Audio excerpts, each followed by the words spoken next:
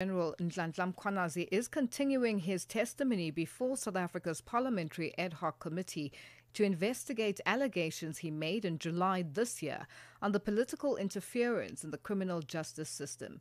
Yesterday, Mkhwanazi revealed that he has opened a collusion to defeat the end of justice criminal case against some of the people that allegedly interfered with his criminal investigations in what he said would be a landmark case in court.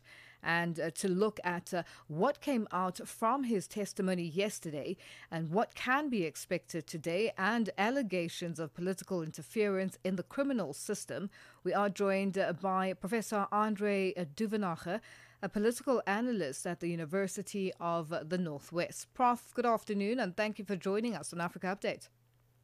Good afternoon, Lulu. Nice talking to you and to the viewers. Now, Prof, yesterday the committee got off to a very rough start. What is your impression? Well, my impression was that the committee should have already started a time ago. And there is, in a way, deliberate attempts to derail it, to play for time. But at least we have seen the start. Yesterday, the problem had to do with the so-called supplementary statement coming from Lieutenant General Mkhwanazi. And Mr. Malema, supported by others, said that his testimony couldn't be supplementary. It should be to the core of the investigation, and that he is in the first place responsible to Parliament and not to the Madlanga Commission. Now, they sorted this out after a deliberation of a number of hours, and the testimony went on, and what he made was very explosive allegations, pinpointing serious problems within the biggest security cluster, within the context of the police, and it is clear that what he already said was only the tip of the iceberg and that he knows a lot more. But we need to take into consideration that this committee is going to talk to another about 30 people, involving people like the current minister who is suspended, Zenzo Mchunu, the president of the country, and Makala, and a few others. So there's a lot to come, and what he said need to be tested within the context of the committee and probably later in other hearings in terms of the outplay of this process. And maybe I can just clarify the two committees. The Madlanga Commission is reporting to the president, and the president can take action if he want to, and it's not necessary that he is going to take action. On the other side, the dynamic that may play out in Parliament can be very sensitive, because we know that the ANC doesn't have a majority in Parliament, and if there is truth in the allegations coming from General Mkhwanazi, it may provide serious problems for the current government and for also the government of national unity, because I cannot see that the ANC will vote against their leadership, or at least some of them, but I cannot see the DA and other parties supported the ANC within this context of serious allegations. And it seems as if Lieutenant General Mkhwanazi has a lot of proof for what he is saying. And I believe the impact of this may be far-reaching within the bigger political process and within and on the political landscape of South Africa. Now, Prof, you touch on the GNU and the impact this may have on the GNU. Already last night, we saw, the Umkhonto weSizwe party calling for the recusal of DA parliamentarian Diane Barnard, who was highlighted by Lieutenant General Mkhwanazi as having not stood to to the oath of that she had taken and had released information that was not supposed to be made public.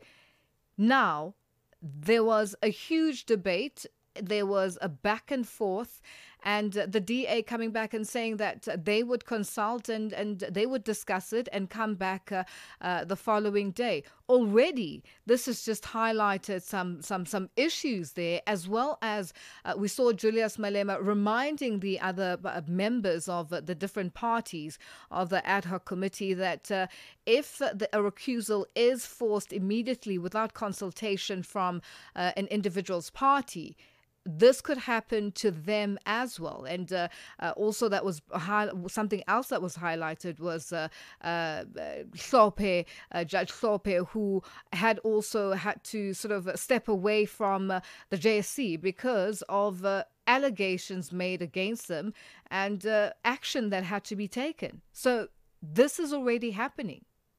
Well, Lulu, the principle is quite clear. As far as possible, you need to step away from all types of conflicts of interest in order to keep the integrity of the committee in place.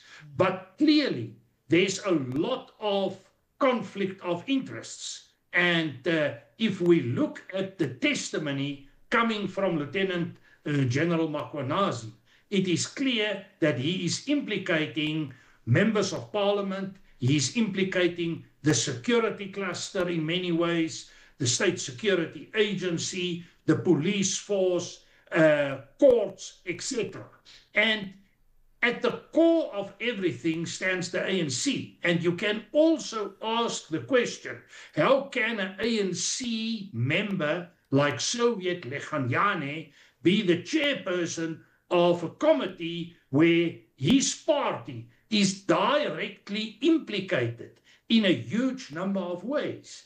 In the same sense, you can ask with regard to the Madlanga Commission that how can this commission report to the president and the president is implicated? But as far as Diane Kohler-Barnard is concerned, her defense on all of this is that she didn't present photos of safe houses. She got it from the media.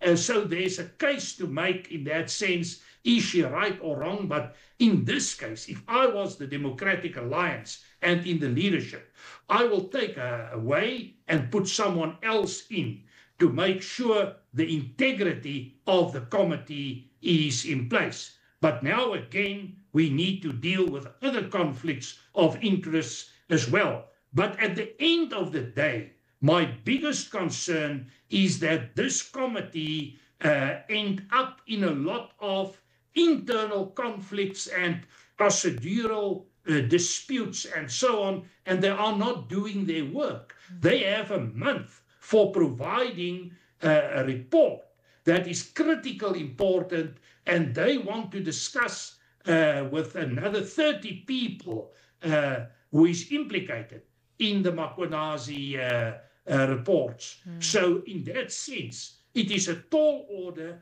over a short time, and there's not time to be wasted. So these are critical decisions, and it is important to keep the standing of the committee in place, but to resolve the problems to get things going.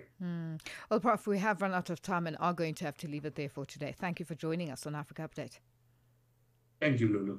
That's Professor Andre Duvenage, a political analyst at the University of the Northwest, joining us on the line. Africa Update with